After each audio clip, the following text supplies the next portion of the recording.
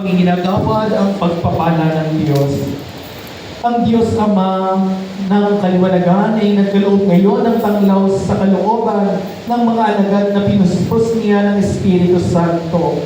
Pagpalain nawa kayo ng mga kaloob ng Espiritu Santo ngayon at magpasawalang hanggan. Amen. Bilang apoy na lumapag sa mga alagad, ikaw nawa ang tumupok sa lahat ng masamang paghangad kapag lubos na sumikat ang liwanag na magpasawalang hanggan.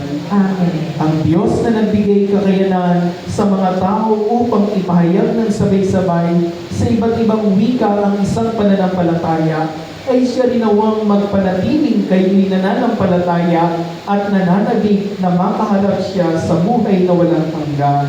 Amen. At pagpalain nawa kayo kaysa ng inyong mga mahal sa buhay ng makapangyarihang Diyos, Ama, Anak, at Espiritu Santo.